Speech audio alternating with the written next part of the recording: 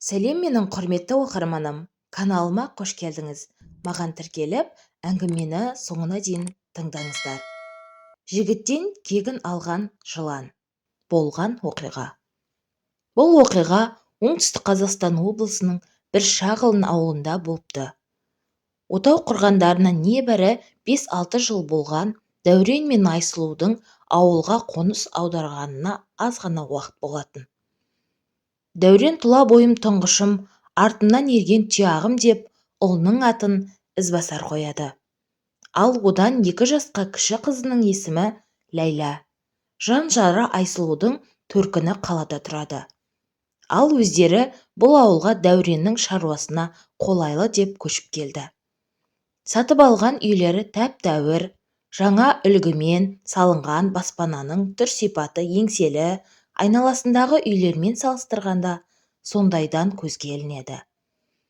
Күн артынан күндер өтіп, жұбайлар бақытты өмір сүріп жатты. Дәурен күні бойы жұмыста, ал әйелі Айсұлу шаңырақта бала тәрбиесімен айналысатын. Айсұлу үйде жүргенде сәл тыныштық орнай қалса, әлде бір заттың тысырынан селк ете түседі. Алғашында үй жиһаздарының тысыры шығар деп, Айсұлу ештеңеге аса мән берген жоқ. Түн-түндігі түріліп, тыныштық орнаған кезде де Айсұлу әлдекім еденді жайбарақат басып, әрлі-берлі жүрген секілді дыбыстардан оянып кетіп жүрді. Құлағын салып тыңдай қалса, әлгіндейде дыбыс жоғалып кетеді. Бірде ол таң ата мынандай оқиғаға тап болды. Жолдасының таңғы астын беріп, жұмысына шығарып салған соң, Айсұлу төсек жинауға кіріскен. Күйеуінің көрпесін сірке жинап жатқанда, бірнеше жыланның бұралып жерге сарт ете қалғанын көріп, зәресі зәр түбіне кетеді. Дереу Дәуренге хабарласып, мән-жайды айтады. Бірақ ол бұған мән бермейді. Қорқыныштан аяқ-қолы дірілдеп кеткен Айсұлу асханаға барып, су ішпек болды. Дереу асханаға жүгіріп келіп, ыдыстағы суға еңкейе бергенде, еденмен жорғалай жүріп, ас үй жиһазының артына қарай кіріп бара жатқанын аңғарады. Сол күні Айсұлудың ештеңеге қолы бармады. Құдды бүкіл заттың арасынан жылан шыға келетіндей қорқыныш сезім пайда болды.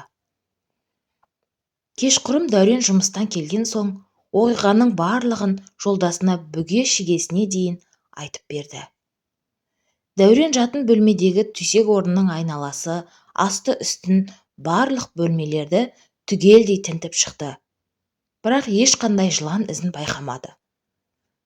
Арада бірнеше ай өтті. Бұл кезде жанұяда жылан туралы қорқыныш сәл-пәл сейілгендей еді. Айсұлу әдеттегідей үй ішінде анау-мынау тіршіліктермен айналысып жүрген. Сәл дамылдамақ болып, жатын бөлмедегі кереуетке отыра кетті. Көзі ілініп кеткен екен. Түсінде жұмсақ құмның үстінде жалаң аяғымен олай да бұлай балаша ойнап жүгіріп жүр екен.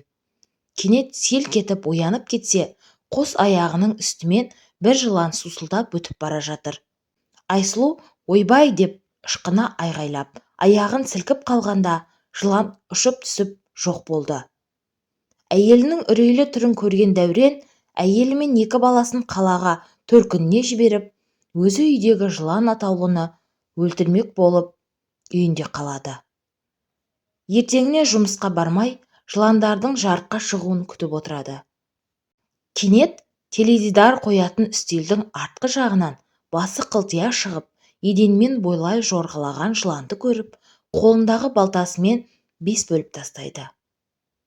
Осылайша көзіне көрінген жыланның бәрін балталай береді. Бірақ Дәурен мұнша жыланның үйге қалай кіріп, олардың қай жақтан шығып жатқанын ұққан жоқ. Бар ойы жыландарды жою. Жорғалаған жыланның бәрін өлтіріп бітірдім дегенде, әйелі мен балаларын қайтадан ауылға шақырып алады. Үйде жыланның қарасы көрінбегенге, ерлі-зайыптылар енді тыныш өмір сүреміз бе деп ойлаған. Бірақ бұл ойлары бекер болып шықты. Түн ауа, Айсұлу ауа жетпей қиналып, оянып кетті. Көзін ашса, бір жылан оны қылқындыра мойнына оралып тұр екен. Қимылдай қалса, одан сайын тұншықтыра түсердей еді. Есіктің табалдырығында жолдасы Дәурен аузынан ақ көбік атылып, өлім аузында жатты да, артынша қинала шығарған даусы да үзілді. Жанында жатқан қос құлыншағы жалаңаш күйде әлде қашан ажал құшқан. Айсұлу қос қолымен жыланды тартқылап тырысып көріп еді, болмады. Қол-аяғы тыпырлап, айқай салуға да шамасы келмеді. Ақыры соңғы демін шығарды. Бақсақ бақа екен демекші, бір шаңырақты бір түнде өлтіріп шыққан ордалы жыландар екен.